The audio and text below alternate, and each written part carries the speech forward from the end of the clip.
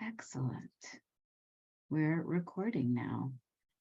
Linda, I love that you have a personal chef that will make them for you. That's great. I have a personal dishwasher, so we all have something, right? Welcome everybody to the Lolancha reveal. I'm just pressing more buttons here. You guys all know that I'm Lola, and I am joined by my alter ego Lola. Thanks, Nicole. And I'm assuming everybody's here because they've gotten their kit. I know a few of you in Canada haven't quite gotten your kits yet, but hopefully they will get there very, very soon. In your kit, you had a few things. You had a skein of Manchalopi and Beatrice from Wool Dreamers, and potentially someone else from Wool Dreamers as well, I'm not quite sure yet, is going to be here to tell us more about the yarn and the mill that makes this gorgeous unspun yarn. I'm going to reveal the 2 patterns that I designed for you with the Manchalopi, and then you also got in your kit a recipe for emergency cheese crackers and a little packet of smoked paprika. And I just wanted to start off by telling you every month, every time I do a Lola's Choice kit, I try to theme our kits. And when I got this skein of yarn, I was like, I think it's from the same sheep that make Manchego cheese. And I have this awesome cheese cracker recipe that my family loves, and we put smoked paprika in it. So I got this kind of like bee in my bonnet that I was going to find smoked paprika from Spain, and then I was going to send it to you all. And for a while, we thought that we were going to have to like hand package little bags of smoked paprika and then hope they didn't explode everywhere in your kits or in my studio. And I ended up finding those little packets that you got. I forgot to bring one in here. From this excellent smoked paprika company in Spain. I hope many of you who've tried it are enjoying it. And I ordered it in September, and it got stuck in customs because the FDA wanted me to share my like food wholesaling number with them. And I just like gave them my business EIN number, like, here's a number, take that. And they totally took it and released the packets, but they were sitting there for like a good 2.5 weeks. And I was like, I refuse to lose sleep over this. If they don't come, I'll back up and order from Penzies and send you all smoked Spanish paprika that way. But yes, Jessica, I will give you all a link. There's actually a link in the Cracker blog post to get it on Amazon, but they also have a website. So if you still have your packet and you Google them, you can order it straight from Spain. And there's also one other store, I believe in Berkeley, California, that sells it. Their shipping was just a little expensive. So there's like a few options. You can order it from Spain, you can order it from Amazon, and you can order it from that store in Berkeley. Any of you who are in the Berkeley area, then you could just bop over. The little packets are really cute. I'm going to take them camping with us. I always end up having extras. Susie wants to know, are there other good things? That paprika company only makes paprika. They have 3 varieties. Max really wants us to try the spicy one. They have like a sweet one, which I sent you, and then a medium one and a spicy one, and they're all smoked. It is a very small company. It was really fun doing the order because I did it in, they wrote me in Spanish and I wrote them in English, and we both used Google Translate, and I just gave them some number to get all the packets here on time, and it worked out. So good story right there.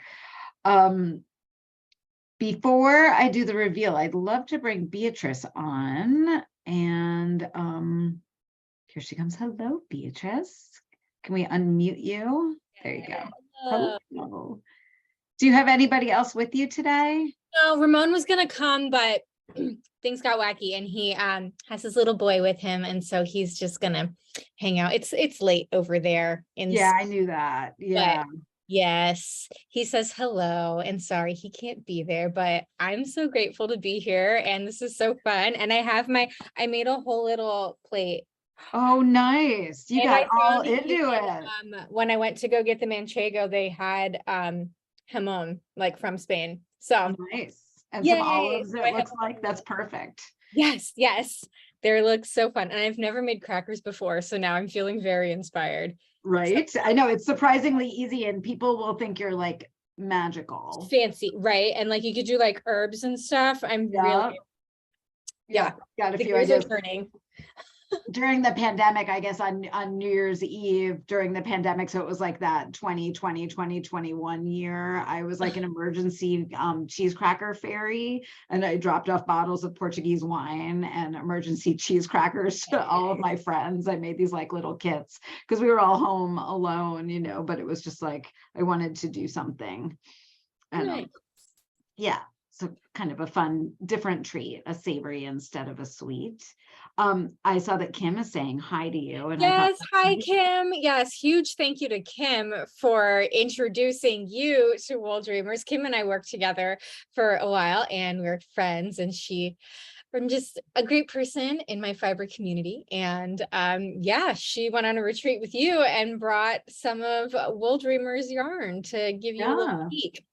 Yep, it was actually sitting in my I got these two skeins from you, and then I got a wheel of the Manchalopi that you had sent Yep. to give me from Kim, and Mhm. it actually sat in my office for a while, and I had gotten it ready for one of my lives on YouTube a few times. So I'd like written up all this stuff about it and done all this research on micron count because I was like all ready to share it. And then I realized I liked it so much that I wanted to find out if I could use it for a design. So I didn't want to like talk about it ahead of time and then get everybody all distracted by it. So luckily I shut it down. Oh, fun. Yeah. Well, to get started about the brand. So we are a mill-based brand. So the mill is called Mantex Man, and it is based in a town called Mota del Cuervo, which is an hour and a half outside of Madrid. This mill originally started as a weaving mill, and they wove blankets. They did process wool and yarn, but now they process wool and spin yarn primarily for the rug industry. So a lot of their wool is going to the Netherlands and Germany, where it's then getting woven into rugs that you can buy. They make really cool stuff. Some of the other things they make are like these big, heavy, ropey wool yarns. And what's really wonderful about Mantex is that it's an organic mill, and all of the wool they source, whether it's from New Zealand, Australia, South America, Asia, it's all traceable. And they're really careful about the ranches that they source all of their materials from. And then kind of as an extension of that, you know, they're passionate about their own country and fiber being produced in their own country. And merino comes from Spain. It was developed in Spain, you know, in the Middle Ages, and it was like fiercely guarded. And I think it was like in the 1700s or 1800s where trade got opened up on it. And they're no longer the dominant producer of merino wool. And most of the sheep in Spain are now being raised for dairy or meat, and the wool is getting composted or burned, which is definitely the case with the wool from the Manchega sheep. And now they are primarily a dairy sheep. So, you know, they're Manchego cheese has to be produced in the region of La Mancha. It has to be made from milk from the Manchega sheep. And so the wool is kind of a byproduct that is actually kind of considered a pain by a lot of the ranchers, because it's something they have to address. They have to have people come in, they have to have, you know, bring the sheep in, get them all shorn. Hopefully everybody's okay and not too traumatized after the experience. And then they have all this wool, and it's like, what do we do, you know? And since it's a dairy sheep, it doesn't actually make a lot of wool. I think we get 2 wheels from one sheep. Wow. Yeah. But what's really interesting about Manchalopi specifically is that the natural tones range from a white, undyed white, to an undyed deep brown. And they come from 2 different flocks. The dark brown, yes. And there's one even deeper. I think, is that the Pardo? It might be. Yeah, Yeah, that's the Pardo. yeah. Yeah. So the deepest brown and the white sheep are both from different flocks, and the white sheep are being raised where they're being taken from pasture to pasture, like out in nature year round, as needed.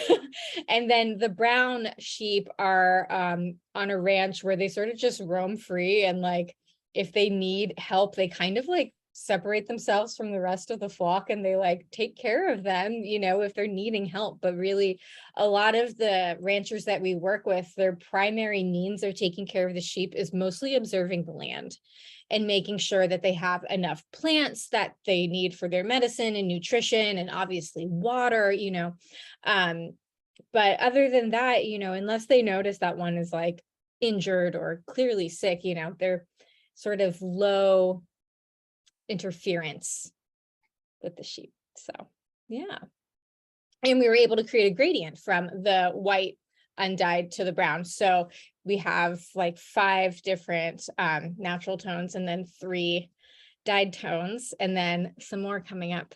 Oh, that's exciting. Yes. I want to hear about that. But yeah, just some new tones coming out probably next year soon. We're testing them out right now in Spain. They might have been at Barcelona Knits. So if any of you were lucky enough to go there, you might have seen it. But other than that, I don't think anybody here was in Barcelona. Not that I've heard. Maybe they were, but that would be fun. That would be very fun. Yes. But yeah. And how long have you been working with them? Is it family for you, or how did you get involved? Yeah, a family connection. So my grandmother, who is actually from Topeka, Kansas, moved to Spain about 30 years ago, and she was a librarian and worked for a long time, and she still is in Spain. And it was when she moved, she has a house in the mountains in this town called Hoyos del Collado. It's really small. There's more sheep than people there.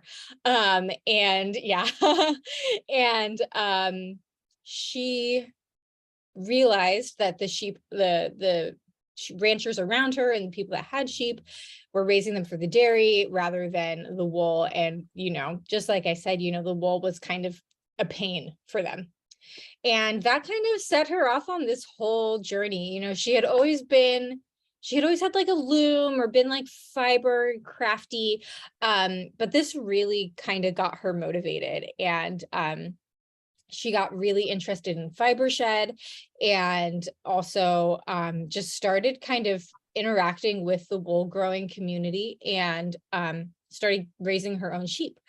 And she 2 years ago applied for a grant. There was a rural business grant competition, and she wrote up a proposal basically based on the fiber shed mini mill concept, with the intention to help promote the cultivation of wool in Spain, whether it be merino or other specialty breeds, because there's a lot of different breeds.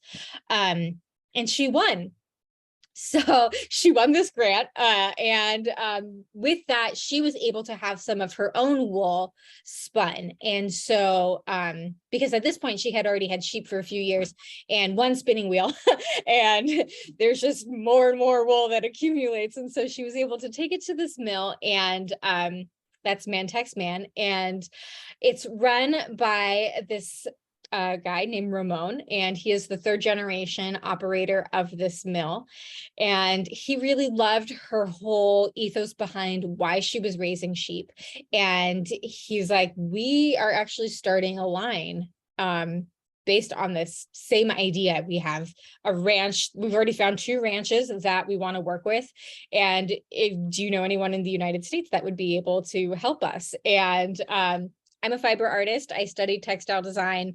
I'm a weaver. I worked at Yarn Barn of Kansas for a long time. So yeah, she knew someone in the United States that would be able to help her. And so it was around last May or June that I met Ramon and his brother-in-law, Oscar. And we were just getting the brand started. I got my first samples in like mid-October of last year. And now here we are. We're in a few shops across the country, and we're doing lots of fun stuff, connecting with designers and going to shows, and just, seeing how people like it. And it's been really exciting to share with everyone. It has So, been. I'm so glad I found it. I saw someone earlier asked if it was similar to Icelandic sheep, and I actually have a skein, or sorry, a wheel or cake of Lopi. This is Pluto Lopi from Iceland that I got when I was in Iceland a fair number of years ago.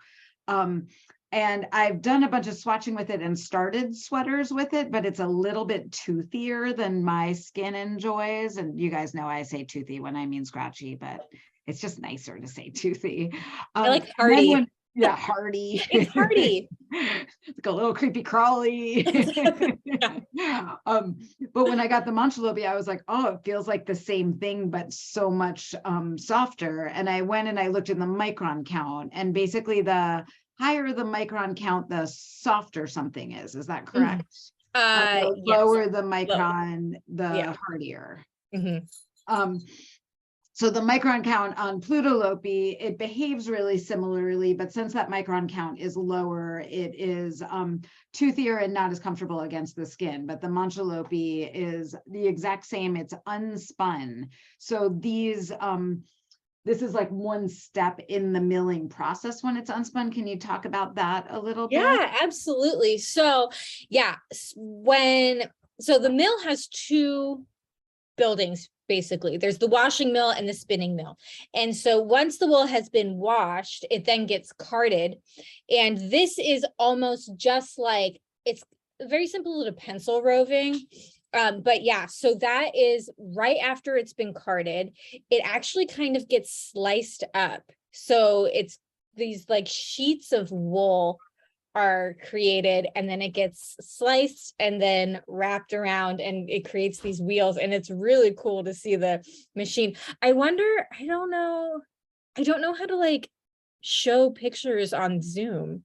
Do I you? think, yeah, I can tell you how. Let's make Because I sure that definitely you have co-host privileges. So you're a co-host now. So if you go down to share screen, you can share any pictures that you want. Awesome. Let me like pull up my album. Awesome. Yeah, because I got to visit. I grew up going to Spain because my grandma lived there. And so I went to visit, and went to go visit the guys at the mill, and it was really cool. So yeah, I've got lots of pictures. Let me see. We'll start with the mill pictures. Nice. That'll be great. Yeah. Let me find Ramon. Great. This is a funny one. Okay. All right, let's see. Share screen. Photos.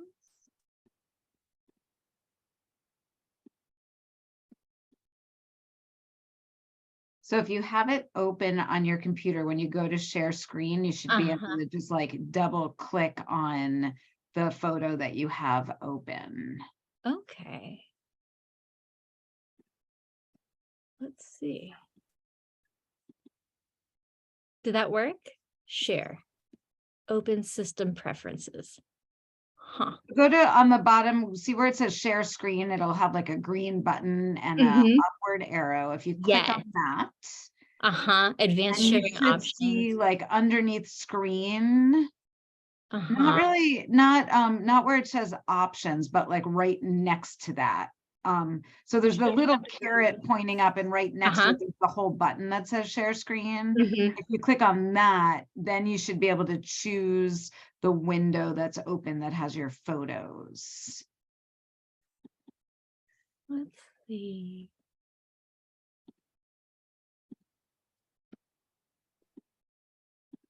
Yeah, actually hit the button share screen, not the little carrot. I see where you're getting your advanced options.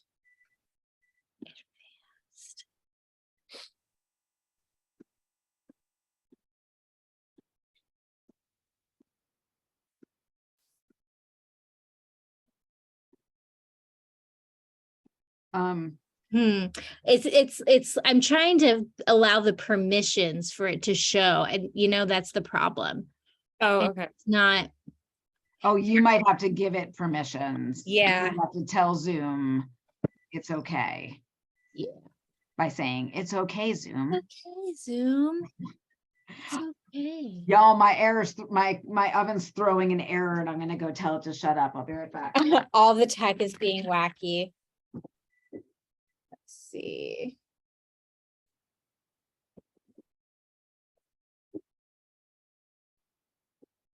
There we go. Okay. Yes. So There. everyone will, as B gets it going, I'll continue to talk to you about the Lopi. I'm sorry, not the Lopi, the Manchalopi. Antelope. Look at your wheels. You will see that there are two slivers coming off your wheel together. Both of the patterns that you're going to get to choose between are worked with both strands held together. In theory, you can knit with just one strand coming off, but it's very challenging and it creates a fabric that's durable. But knitting with it, and like you guys can all just kind of take a little bit and pull it apart, you'll see how easily that just kind of pulls apart on its own. It's a bit stronger when you're working with it with two strands held together. There is a video that Max and I made that goes over like tips and tricks for knitting with this so that you have success. If you do pull it apart, and you will pull it apart as you're knitting with it, it's totally, there we go. Yay, you did it. Oh my gosh, you guys. It's like I'm a millennial or something, and I can oh. Anyway, yes. So yeah, it is two-stranded, and some people will work with it one-stranded as well. And that's really fun because you can then hold it with other fibers and things like that. Let's see. Okay. And so then do I kind of just drag my window into this little green area? Is that what y'all are seeing? Yep, we can see it. Awesome. Cool. Yeah. These are just some fun pictures from the mill. These are some cones after the yarn has been plied. So that's a little bit, okay. So this is clean wool, and it's getting fed through these carders. So it's like a huge drum carding machine, really. And it's getting fed through, and incredible amounts of dust. You know, it was still mask wearing season very much when I was there. And so it was kind of great to have a mask there, because it was like, I would want to wear a mask in this mill all the time. So here you can see what the Manchalopi looks like at this state. This isn't necessarily Manchalopi, it's just that all yarn produced at the mill is in this state at some point. Here's some more, and you can see that some of these wheels have multiple plies on them. So the thicker the yarn he's going to produce, the more plies that will get wound onto each wheel or plate. Another shot from, is this a video? We might be able to play this. No? Okay. There's me in front of where it gets wound up. Let's see, some gears. Let's see, what else is cool? How long is this mill? Oh, Did you say, cool. Did you say how long this mill has been running? It's been operating for about 50 years. Gotcha. Yep. And Ramon has been working there. Whoops, not my Instagram, huh? Since he was a teenager. He learned from the very beginning of the wool process in the washing mill, where the wool gets received. I can show you that. But yeah, so when the wool comes to the mill, it comes in these huge bundles, and it's raw and dirty, and they sort through it fleece by fleece. And here you have the pile of what they cut off, and then here are the nicer fleeces. And there's cats everywhere. Oh, they're really cute. They also have chickens at the washing mill and some sheep as well. Aw. Yeah. Let's see. There's some beautiful pictures. Let's see what else. Oh yeah. Here we go. So once it's sorted, it gets put into this washing. And so the sound is pretty, I wonder if I can do this without the sound. Here we go. Yes. So these fork things, this is like the first wash. So you can see the water is really quite dirty. But this is the machine. It's like 100 years old. And you know, it's been interesting about working with Ramon and like learning about the mill. And it's just interesting because it's like the equipment you have is like, you're always looking around for other mills and other mill equipment for sale, because you never know like what parts are going to be available that you might need.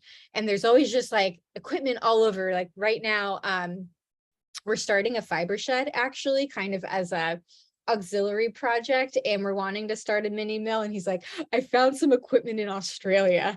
And so one of our first projects is to see if we can get this mill equipment from Australia. But it ends up, you end up with all these different kinds of machines. Here, let's see. Oops. Can we get this to play? You can see these sort of tines are just rolling it through. And there it is, a little bit cleaner, a rougher gauge kind of carding. And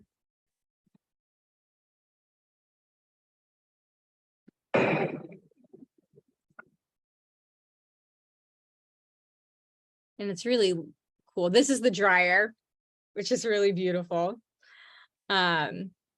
And these are really cool. So these are these giant rooms where once the wool is dry, it gets fed into this machine where it just puffs it up into a room. And you just have these giant mountains of wool. And, oh, croissant, hang on. A lovely lunch. But yeah, and so it's cleaned up and spun. And I do have, let's see. So yeah, you can see how large these piles of wool end up being. Oh, wow. Yeah, they're huge. So yeah. Very beautiful. Excellent. That's great to see. Mm-hmm. Do you have any pictures of the sheep? I do. Let's see. So these are the sheep that made the wool that I'm wearing here from Dehesa de Berea, but I can find, but aren't they cute? Oh. I'll find the Manchega sheep pictures. Let's see. Oh, yes. So these are the brownies. And this was taken, you know, by one of the shepherds. And then the white sheep are out here grazing about, olive trees everywhere. It's so beautiful. Gorgeous. Yeah. We all love the sheep, Lee Allen. And now the Manchega sheep have, we've used it for the Manchalope, but we've also put it in this other yarn that we have as well called Mota. And this is one that we released in September. And so it's got a little bit of the Manchalope and also this other dairy sheep called Merina Entrefina, which is merino crossed with churro. And so this one is more of your traditional plied yarn, but it comes in 40 colors. Let me find the first page. Yes. So we've got lots of fun colors. Wow, gorgeous. Yeah. Right, so you could do color. And what weight was that yarn? That's like a worsted weight. Gotcha. And what'd you call it? Did you call it Mota?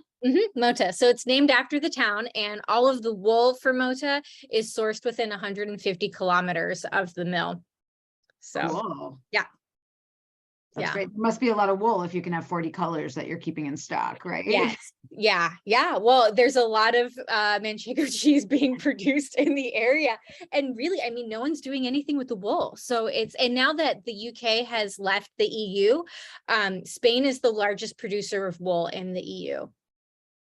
And so we have a real opportunity to kind of get it going a little bit more. So, yeah, that's great. Yeah. It's very exciting. That's great that you all have a scour, because I know that's one of the biggest issues in the US for milling is that there's one real scour that's in Texas called Bowman. And so everybody who's making wool, whether you be like Patagonia or LL Bean or Columbia, all the wool from all the ranchers is going to Bowman to get scoured. Wow. So you're like a small yarn maker, but you have, you know, enough yarn that you're not going to be scouring yourself. You need to send it down there and get in line with the big boys. And I'm not sure you could like send enough donuts down there to like get your stuff to like skip the line a little bit, you know? It's wild. I know it's kind of crazy that that's like one of the big blocking points in like milling in the US.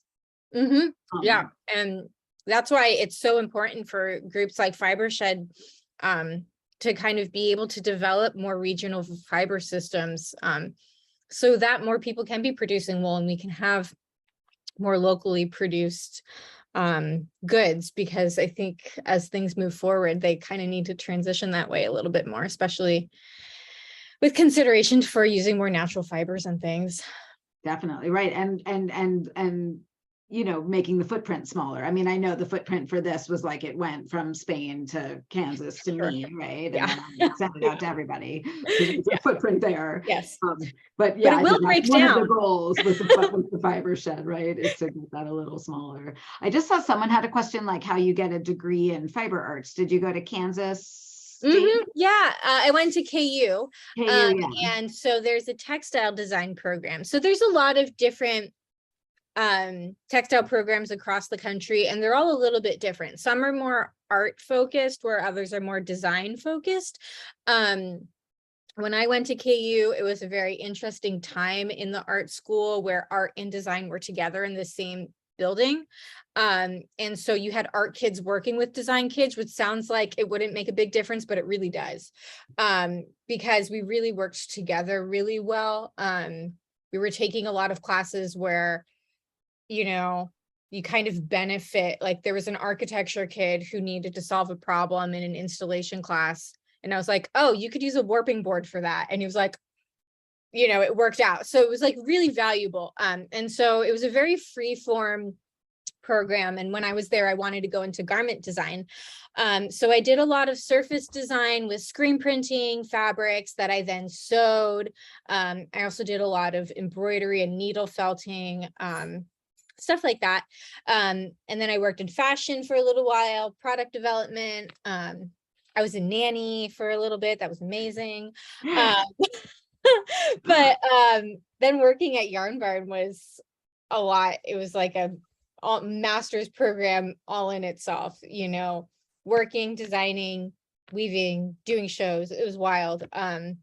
So it's kind of like every job I've ever had has led me up to like being able to do this, just sort of picking what I've learned along the way. I feel like this is like you and I hanging out, and then we have a lot of people creeping in on our conversation. I was gonna say, and my husband walking around in the background. Right, so it's all good. It's like there's something about Zoom that can be informal, Yes. whereas YouTube feels like much more formal to me, you know. Yeah. So I went to Cornell for apparel design, but I did a lot of textile science there. So that program was much more like functionally and scientifically based. And now it has more of a like design and aesthetic component for sure. But it was much more like research and fiber science based when I was there. And I did a ton of weaving when I was there and a ton of surface design and like made my own fabric, sewed my own clothes. And I came out with like this textile design / apparel design degree, did lots of different jobs to get to where I am now. They all added a little bit, everyone. So I felt like I was listening to myself talk about my life story. Well, and it's something as fundamental as fiber, you know, like most people in the world cannot survive on Earth without fabric of some sort. You know, even if you're somewhere hot, you need to protect yourself from the sun or wind, you know. So I really feel so grateful to be connected with a medium that is so essential. Because I feel like no matter what I'm doing, there's a really like a lot of value that I can sort of find from it. So that's been really wonderful to work with. And then having this opportunity where it's like, wow, I really believe in these materials, like all the way down to the dirt. Like one of our lines that we released recently called Lolancha, it's another pure Spanish merino, but it's being raised organically on this female-owned ranch, and her primary focus is actually land health. And she's trying to do a lot of regenerative farming. So her sheep are actually just a component of her greater vision. She's like making charcoal. She's reforesting a huge part of her land. And so her wool that we've been getting is just like so gorgeously toothy. So she has black and white merino. And it's just like really earthy, wonderful stuff. So it's cool to find all of these smaller places that are creating just enough wool that we can kind of have these wonderful things and help her continue her efforts. So That's great. That looks lovely. I want to get, what weight is that one? Look at me. that one's like an Aran, so it's a little bit heavier, but works up fast. Nice. And it has a lot of lanolin in it still. And that line is really fun because we had, so since she has the black and the white, we created another gradient, and we then dyed that gradient into different color families. Oh, nice. And this column right here, the deepest tones, like these two are just like, oh, so really moody and deep and good. Like, I don't know if you can tell, it's not coming through, but this is actually like a blue. It's so good. Nice. But yeah, and so it's just really cool. And you know, it's one of those things where it's just like you just tell the story of where the yarn came from, and it's just like, this is so compelling. It's really fun. You know, people are just drawn to it. And so I think anything that has a story, right? And where you know that there's people behind it, and people who are able to do like work that they want to be able to do, or like live the life that they're hoping to live. That's you know, what I'm always intrigued by. Yeah, we all love knowing where our yarn comes from. Yeah. You know? Especially the sheep are so cute too. So if you can see the exact sheep, it's just even better. Right. Well, and just knowing that like in buying the yarn, you're allowing people to be living their dreams, right? Or like knitting yarn, you know that there's a rancher who's able to keep their ranch going. There's like the mill that's able to keep its stuff going. Those chickens get to live their best life, you know? Or even like participating in history, like the wool that I'm wearing right now. This flock is 200 years old and was started by monks. You know, it's just like, you know, it's just fun things that, you know, when you wear it, you're just reminded of where you got it from, or the story of when you bought the yarn and the time in your life when you were making the item. It's just a really special thing to interact with. As I'm chatting with you, I'm reading the comments as well. And I think that this is a good time to see if anybody has any questions for B. Do you like Beatrice or B? Like, which is I just go by Bea. Bea, which is kind of like Beowulf. Yes. I'm Italian. Okay. I don't look it, but I kind of do. Northern Italian. Nice. So if anybody has any questions and they want to throw them into the chat, I will moderate and ask them. I see people asking each other questions in the chat, which is funny. And all good. I love you all using the chat as a way to communicate with each other. I see lots of hands busy knitting, as are mine as well. Oh no, it's totally fine, Kristen, don't worry. So I'm not seeing any questions pop up. I know that a bunch of people were asking more about how to work with the Mancholopi, and I'm going to go over that. I actually have like a 10-minute video that I want to show you all that will explain how to work with it. And then if you have any questions after we watch that, I'll answer those. But before we watch that, is there anything else that you wanted to share? Oh, I don't know. It does look like some questions maybe. Oh yeah, as I was chatting. Let's see here.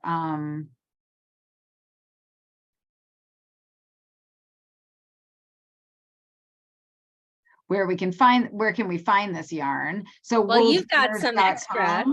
Yep, I do. And then My site is wooldreamersus.com.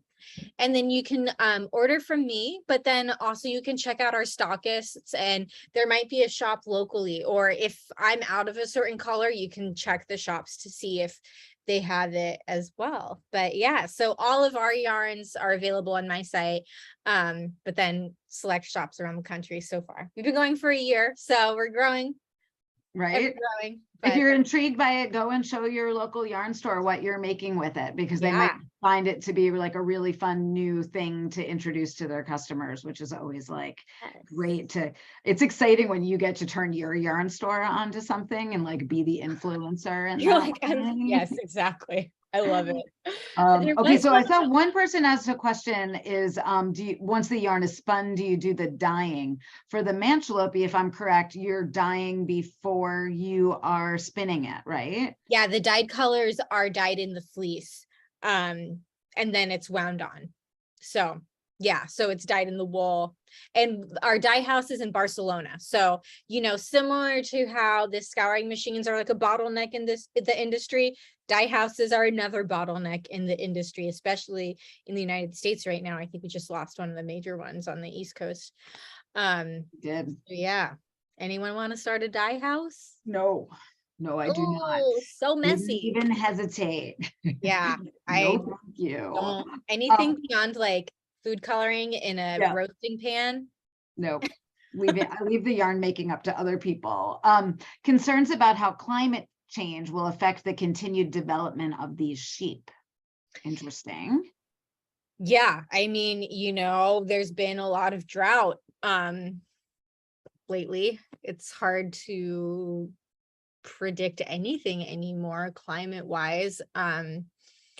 You know, these sheep, since they are dairy sheep in a fairly arid region, you know, they've been bred to be sort of arid hardy. So they can live in these times, but you know, I don't, hopefully Right. get enough rain, there's enough grass, they can produce as much. It's continuing to be, you know, an okay choice feeling for us to ship it across the, you know, Atlantic, you know, or hopefully, you know, in the next few years we can find some good options, you know, globally for different ways of getting things around, but who knows. I But mean, yeah, I think the nice thing is, since you're shipping in bulk, you're not doing like individual packages from Spain, but you're like shipping big, which makes sense to do things in bulk like that. yeah. Rebecca wanted to know if the paprika was from the same region as the yarn, and I'm going to go out on a limb and say I think it's from northern or southern or eastern or western Spain, maybe Somewhere on the central compass. Spain. You know, I just, you know, I made them like 10 minutes, not 10 minutes ago, obviously, but very close to this meeting. I still have the packet. I wonder. I don't know. And we've got thanks Sue for posting the Wool Dreamers website. Everybody received the same color in the club. Everybody received azul, and I noticed that a lot of you were calling it gray, but if you look at it next to a black or a gray, you're going to notice it's kind of like a purpley light blue. When you look at it on your own, my husband kept saying it was gray, and I was like, it's light blue, it's almost purple, hun. Yeah. So if you look at it like super duper closely, but when you look at it kind of like that, and especially against kind of a neutral color, it will read gray, but I think you'll see that it reads this like beautiful light purple blue as well. And sometimes there's like a tiny bit of like pink brushed in there. Yeah. Just like a little. Color. Yeah. My husband actually just finished his first shawl yesterday. It's so cute. And it's with the blue. It's with a two-tone version that we have with the blue that goes to the pink, but nice. it's real cute. So cute. Yeah. Yeah. So Susie wants to know if dyeing adds some strength to the fibers.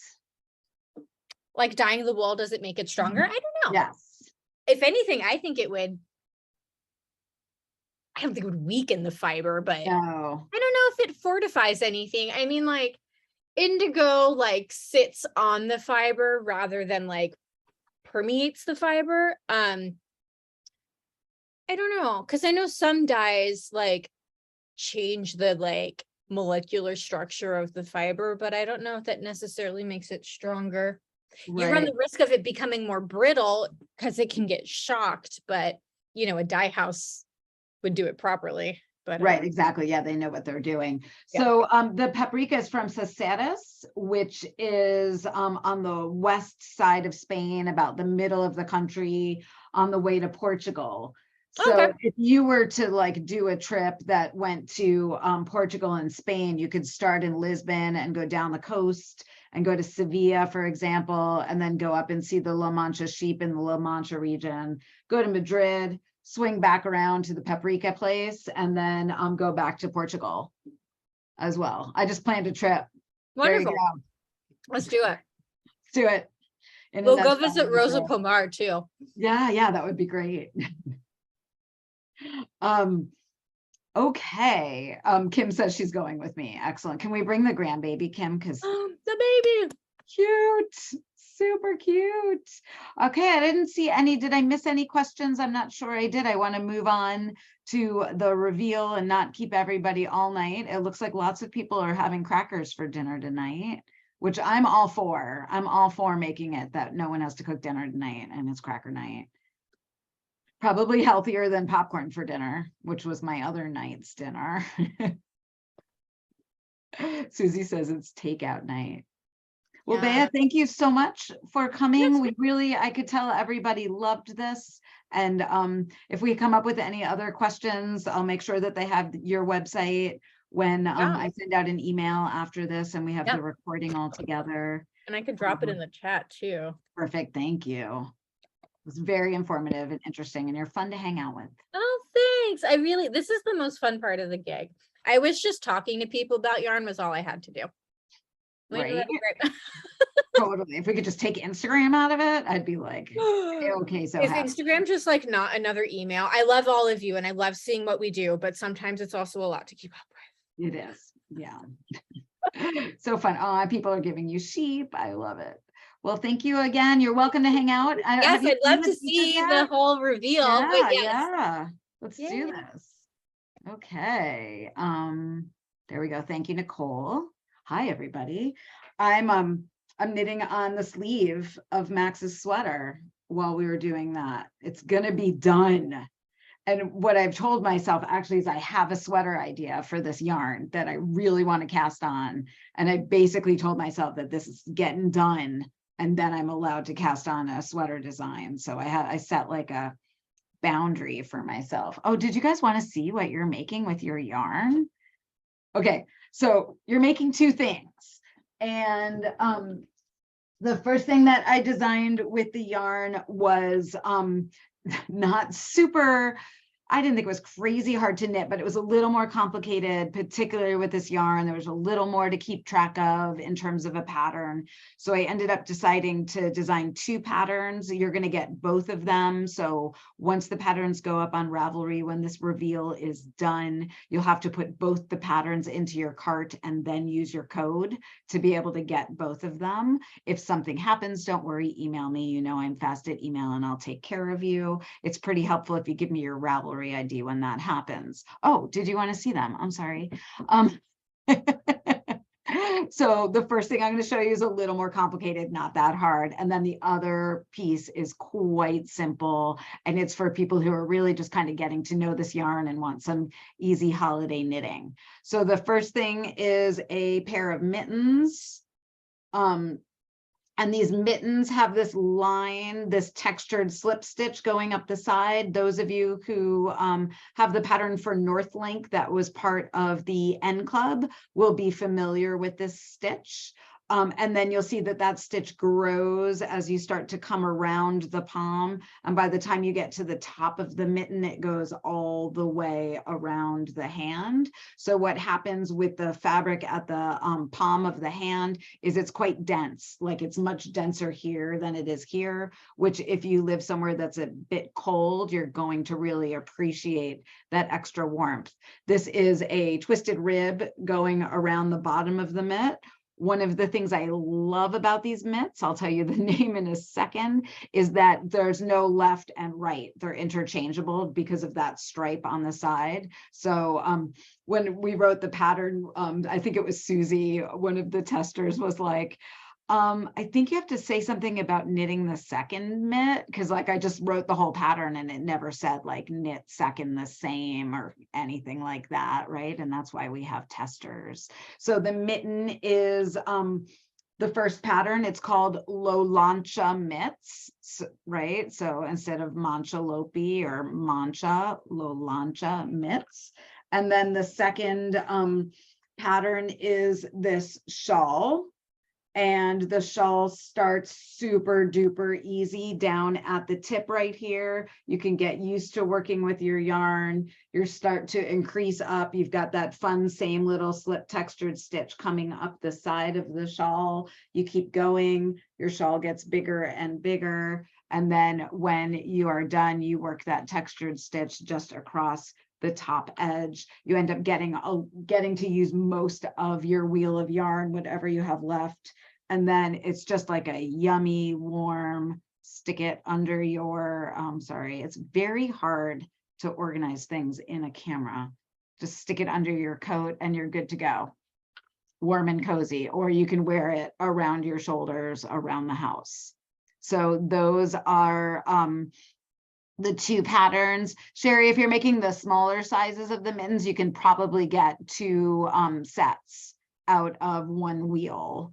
And it's pretty fast knitting. So the shawl is knit on size 10 needles and the mitts are knit on size 7 needles. As you can see from the mitts, that's a little bit more of a complicated pattern. Since you're knitting them more densely, there's more of a chance that you would break the yarn while you're knitting it. What I wanted to show you earlier was you're going to break this yarn as you work with it. The moment you kind of pull on it too tightly, it falls apart. All you have to do is take those two strands and lay them over each other and then go like that. And they're back together again. So I have like a 11-minute video that we could all watch together so that you know how to work with this yarn. Does that make sense to do together, or would you guys all rather do that on your own and end this a little sooner so you can get the patterns? Kind of up to you. I'm seeing video. Okay, let's video. I can see I missed lots of chat too. So Nicole, let's hope I do this right. You got this. Oh, and you know what I can do, y'all? While you're watching the video, I can put the patterns up. How's that? So don't try to use the code till I come back here and tell you it's okay, because it's not going to work until I link everything, all right? I don't think I did it, Nicole. I'm stopping and starting again. Share sound. And there we go.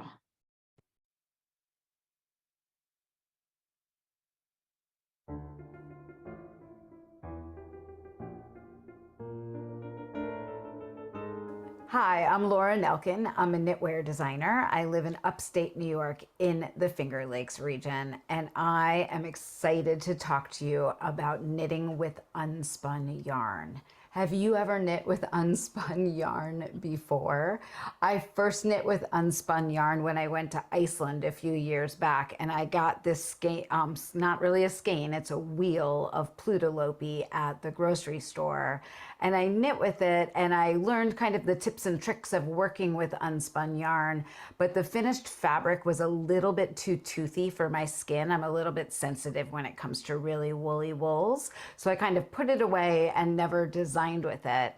And then this spring, a friend of mine gifted me a wheel of manchalopi. And manchalopi is an unspun yarn from Spain that creates a fabric that is incredibly soft and light. Manchalopi is an unspun yarn made with Manchego wool. Manchego wool comes from the Manchego sheep, which is from the La Mancha Plateau in Spain. These are the same sheep that provide the milk that make Manchego cheese, which is a cool little side fun fact. Most unspun yarns that you'll run into come in a wheel that looks like this. This can also be called a cake, or it can be called a plate. You will see on this wheel that there is sliver coming off the wheel. Sometimes these wheels are wound with just one strand of sliver. The mancholopi is wound with 2 strands of sliver coming off the wheel. When I knit the patterns that I designed with the mancholopi, I hold those 2 strands of sliver together. So the trick for working with mancholopi is to be incredibly gentle as you are knitting with it. If you go to tug it, it will break, and I will show you how that happens in just a few minutes. So you want to be very, very gentle as you're knitting with it. And I find that it's easier to wind a bit off of my wheel before I go to knit instead of pulling it off the wheel as I am working with it. So I'll take my wheel and I'll put it like in a pie plate or a basket or a knitting bag that's very, very loose, and then just kind of release some of the sliver as I'm working so that I'm never yanking it. I actually brought this project with me when I went to Ireland in September, and I didn't find it easy to work with from my knitting bag. So I would work with it in my hotel room at night or somewhere where I could just have it laying next to me instead of trying to like yank it out of a bag all of the time. So that is the first thing that will help you have success when you're knitting with this yarn. Some people like to take their wheel and wind their sliver into a ball before they begin knitting with it. I believe with some unspun yarns, this can add just like a little bit of a spin or a twist to the yarn and give it a little bit more tensile strength.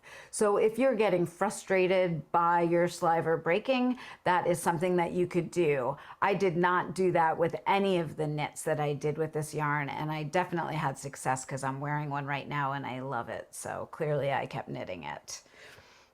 So it's inevitable at some point that your sliver is going to break on you as you knit with it. And I want to show you how that happens under the camera and then how easy it is to fix that when it does happen.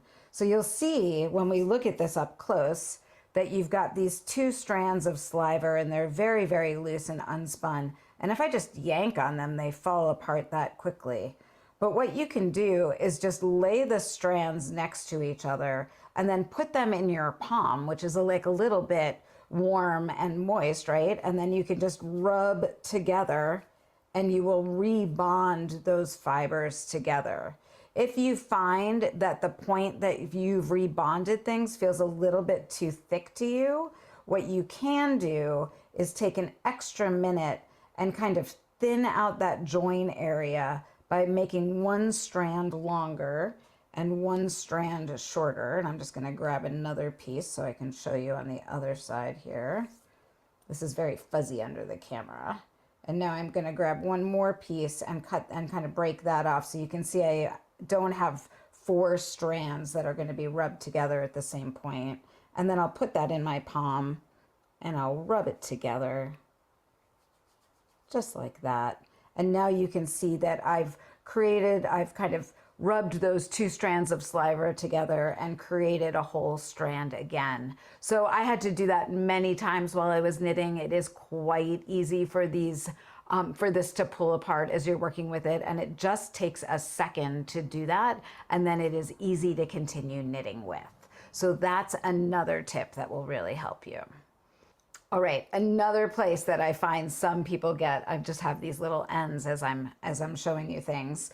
Another place that sometimes can be a little challenging is just getting going with the casting on. So I'm going to cast on some stitches onto a needle just to show you tricks that will help you do that more smoothly.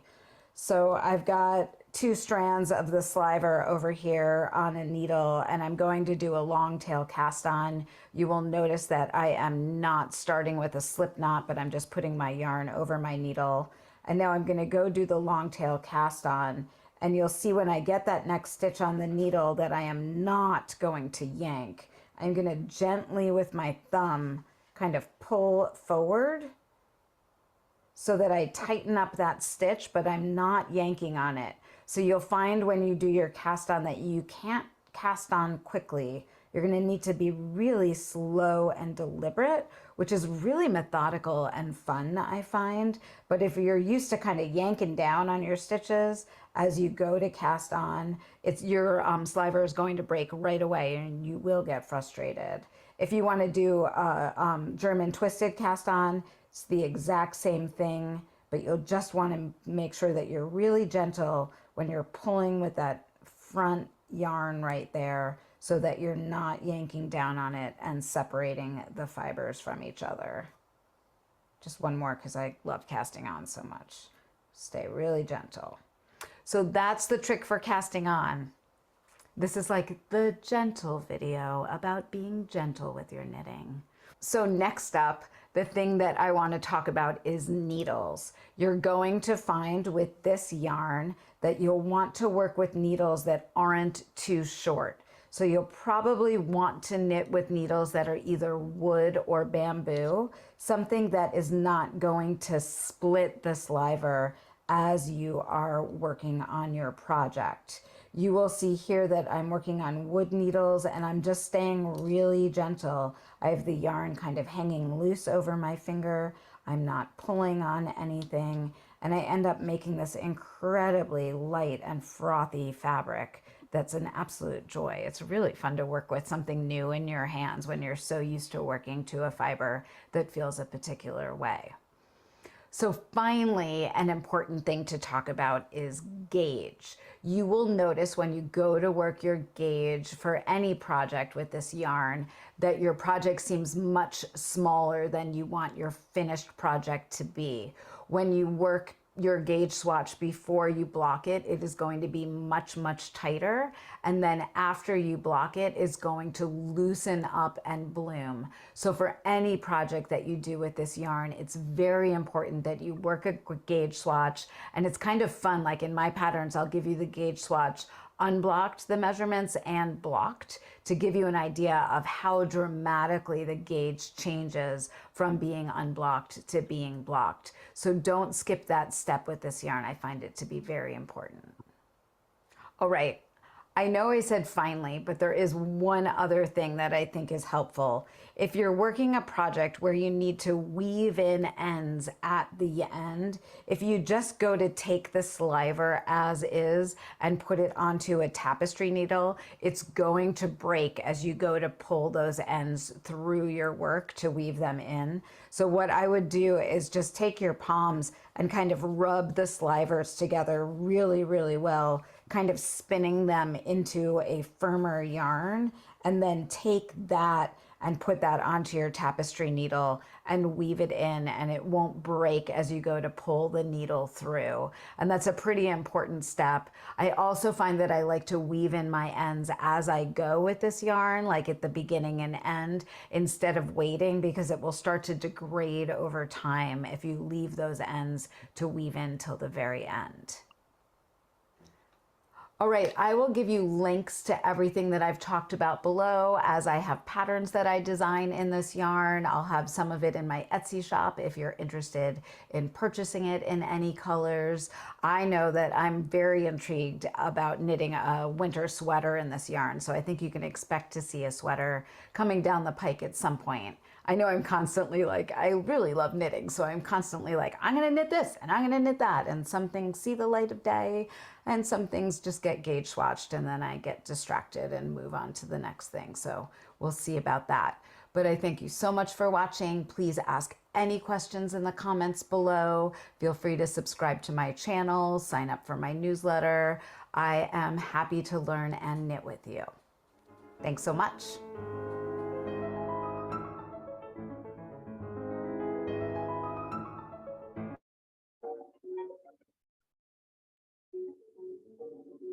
Seems like it should have stopped.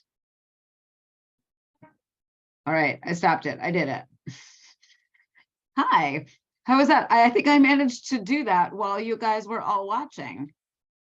That might be the new way of doing these reveals. So that video will be linked in your pattern. That one will also just be going live on YouTube to go back and watch again as you start to work with the yarn. There is also a video for doing German twisted cast on, where I kind of show the difference between German twisted cast on and a regular long tail cast on, and that is linked in the mitten pattern. And then there's also a video that shows you some tips and tricks for both of the patterns. That's a separate one that's exclusive just to the patterns. Has anybody tried to use their code yet, putting both patterns in? I did see someone had their hand up. Christina, did you have a question?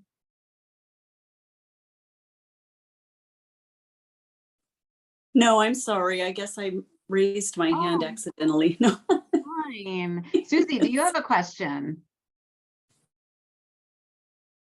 Actually, I just wanted to show everybody, I have a blocked and an unblocked mitten, and I wanted to show Oh. everybody the difference in the sizes. Let me see how as you can see, the unblocked mitten is in the back, the thumb is here, or the block mitten is in the back, the thumb is here, and this is the unblocked mitten. So you can see it actually grows quite a bit. So when you're trying these mittens on and you're thinking this is going to be tight, because this is a size 1 and I have small hands, but they fit me perfect after I blocked them. So that's the difference. I anticipate we're going to be getting people freaking out that their stuff is too small. And what I was doing while I was knitting with it was actually stopping and blocking, because you can just break the yarn and reattach it so easily. So I would stop and block to be like, is this good? And what I actually suggested for gauge with the mitten is to cast on Yeah. a bit of the, I don't know, you said for the in the cuff. Yeah. Cast on a bit for the And size 1, knit a few inches, and then block it, and you'll really know if you're good or not. And when I did the shawl, I didn't take the unblocked picture. I wished I would have. I don't know why I didn't, but man, the shawl blocked out so much. So you're going to have this little shawl, if you do it, that you're going to think, oh, this is just really, really tiny. It won't even go around my neck. Trust me, when you block it, it will absolutely blossom. It's magic. And I actually have the measurements. I took measurements before and after on the shawl so that we could compare if people are unsure about that. Thank you so much for testing. Absolutely, I love them. They're a great cozy. winter mitten for sure. And if you're somebody down south, these are a great gift for somebody up north. That's, I can't do all Southern yarns. I feel like I design with more Southern yarns than I like how many Southern yarns we find. I'm new to Lola. Marty, you got a card in your kit. Great question. Thank you for asking that. On the card in your kit, I give you a website to go to. That website that you'll go to should work for you to see the 2 patterns so that you can easily put them into your cart and then use the code when you go to checkout, and they'll be free. Suzanne, do you have a question? Hi. Hello. When you block, do you have to be careful about fragility, or is it pretty much set by that point? Once you have worked it and knitted it, it kind of adds this little bit of twist to the yarn. And once it is part of the fabric, it is incredibly strong. Just swatch it and play with it. It's kind of, so I have a little bit gauge swatch. This is not blocked on my needles. If I go to pull on this, I could yank the hell out of that. There's, that's not breaking. And I'm trying to really show you I'm pulling very, very hard. Nothing is happening to that. But if I go take this yarn right here, you got nothing. It makes a really cool fabric. And it's fun to learn something new with you all. And I had to kind of wrap my brain around it a fair amount to be ready to teach you, to make sure that you would have success with it as well. And then I had to get them to agree to send me a lot of yarn. So I see that patterns are working. Erin, I see you have a question. One sec. I do have Manchalope in 7 colors in my Etsy shop. I don't normally carry just yarn, but this is so special that I think once you're going to get into it, you might want it in other colors or want to knit more with it. You guys are all getting a coupon code that will give you 20% off in the shop as like a thank you for being a club member. That's just for you. And that code is Mancha. So the same word name as the crackers for the 20% off. And I'll put that in the email to you after this. Erin, did you have a question? I have a question and a statement. So I live deep south, but I am so keeping those mitts for the 10 days a year that it's cold. So I'm Right doing that. Do I need another wheel to make both the mitts and the shawl? Yes, if you want to make the mitts and the shawl, you'll need a second wheel. There's definitely not enough on the wheel. There's only like 251 yards on the wheel. So it's quite big, but it'll knit up kind of quickly. And you will need a second. Good question. It's like I planted you there. Susie Keelis, good to see you. Yeah. What is the term sliver? I've never heard that term before. It's another word for the roving when it's cut into that pencil roving. So it's a word that is used in mills sometimes, and I believe it's used by spinners sometimes. I am not a spinner. And I don't, when I retire, I'm still not going to be a spinner. I'm going to be a quilter. But I believe if there's any spinners here, that sliver is used as like another word for pencil roving. Okay. Great question. Thank you. Any other questions? You guys are finding your hand raising tool very well. I know Diana keeps trying to convert me, but sorry, Diana.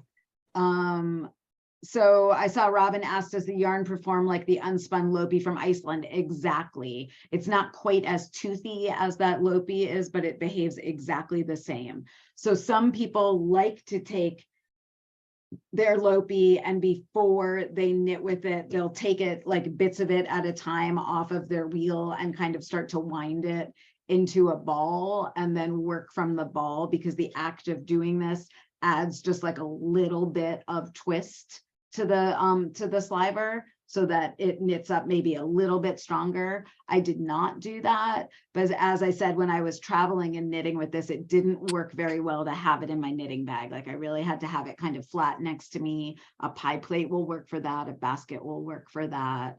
Good, I'm getting the saying sliver is correct. Thank you guys. Kathy, did you have a question? I did. Is it possible to work with one sliver at a time? Yes, and I will tell you that I attempted that quickly and then I decided life was too short. So they And I just also decided you guys will all leave my club. Like if I design something like did lace with one strand of it. So it just Not would my goal, fall apart you know? just too easily. Yeah, Okay. so you can try it. I mean, you have it and you have enough there to play around with it, to just try it. Like you certainly have enough on your wheel for doing your gauge swatching and just kind of like getting your needles into it. I would really suggest you just, before you even cast on for the mitts, you just kind of grab some size 9 or size 10 needles and like cast on 15 stitches and just knit a little bit. The big trick is that those needles be not too sharp.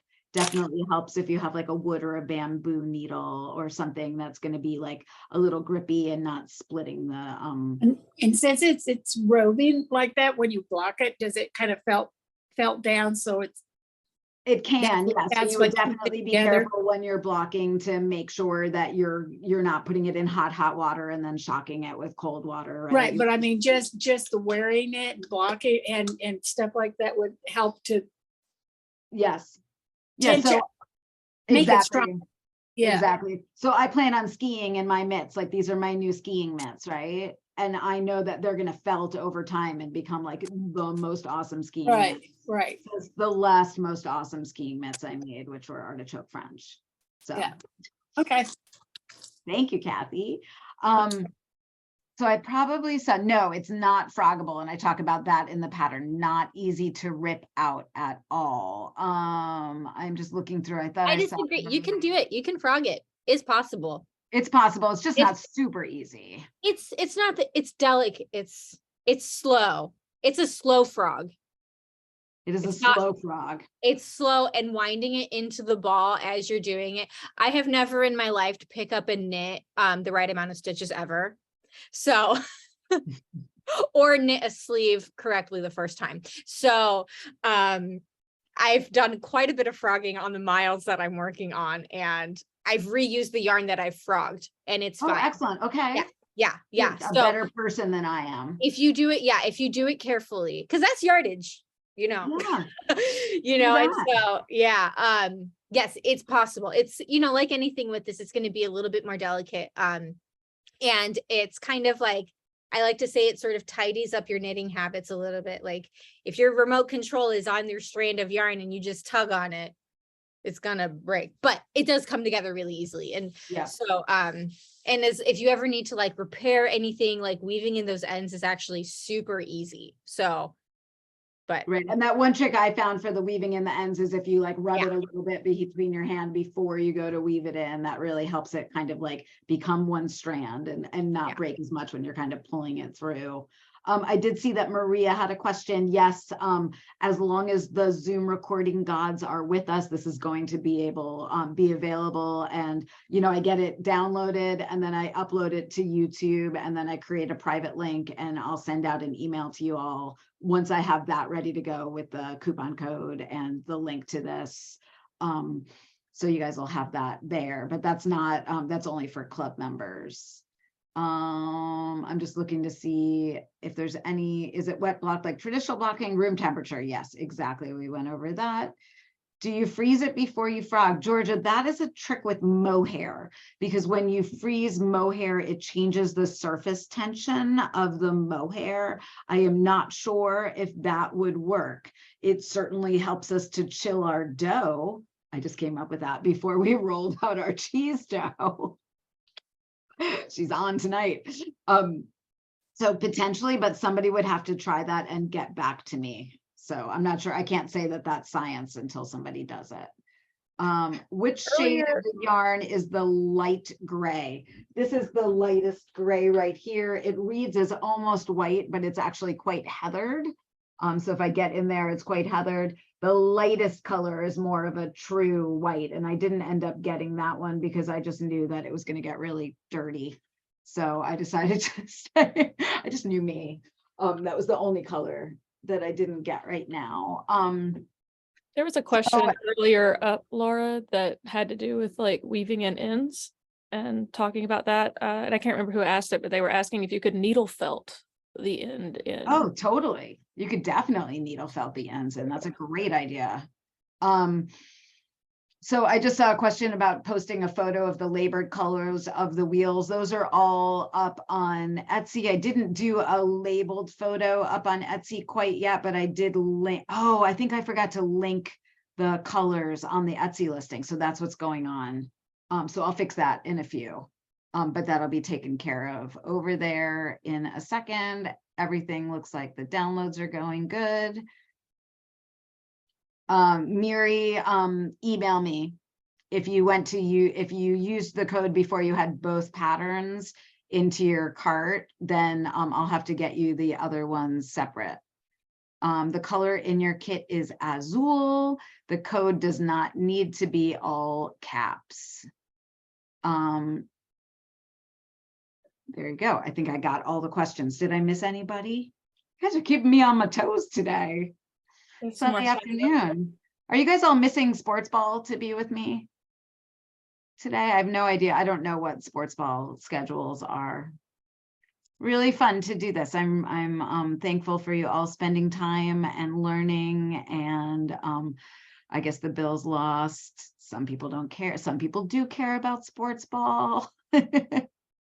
I just like to know for my dad. Can you suggest one of your scarf manly patterns for this yarn? Let me think on that, Viv. I would honestly, if you are wanting to knit a scarf for a guy out of this yarn, I would do a simple 1x1 like brioche or a 2x2 rib. You don't even need to get that fancy. Just cast on the width that you would like and go for it. I'm not sure you need a pattern for that one. Okay, so I don't see any other questions. I think that we'll wrap up. We've almost been on for an hour. No, Mary Jo, that is not my pattern. Do you know what pattern that is, Bea, that your husband That did? is me telling him how many stitches to cast on and being like, okay, now you have this many, put in some slips. He's going to make another one for his aunt. I have claimed this one as my own. And we'll write up a little pattern, but yeah, it's just made up just to get him knitting. We were counting inventory and he really loved that wheel. And he's like, I want to make something out of that. So how could I say no? Right? Anything you want. So babe. that's that top down construction is in my shawl shaping class. So it's a Yeah. very easy recipe for So a top easy. down 2 triangle shawl for sure. The name of the scarf pattern is Lolancha shawl. So they're the Lolancha patterns. When I finally do the sweater, that'll be the Lolancha sweater. So you guys will know what I'm talking about. And it's in here. I actually sketched it last night at like 11:30. So I have the concept down. I have the shape down. I just got to fix Max's or finish Max's goddamn sweater and then I can do it. Sorry. I try not to say that in front of him because, you know, it's a gift. Thank you all so much. I am linking the colors of the yarn right now in Etsy. I set up a knit along thread in our Ravelry group for those of you that have questions about the patterns as you get into them. I love hanging out with y'all. So have a great evening. Make good decisions tonight. Maybe don't keep drinking your wine all night long, but maybe. Good Thank night. you so much. It was really nice Thank to meet with you. all of you. And I can't wait to see everybody's projects. And if you post on social media, tag us. I'd love to see. So Yes. Thank you yeah. so much. I forgot that you were still here. I'm so used to I'm people still coming just in for lurking. Zooms and like going back out again. Thank you so much. It was great to hang out. Thank you. What Yay. should we tag for Bea? We are Wool Dreamers _US. I'll drop it in the chat right here. Thank you. Yeah, thank you for helping me do my socials. We're a It takes a village It does take a to village. create a Beat social media Instagram. manager. Well, thank Excellent. you. Have an excellent night, everybody. You know, Bye, thank snap. you.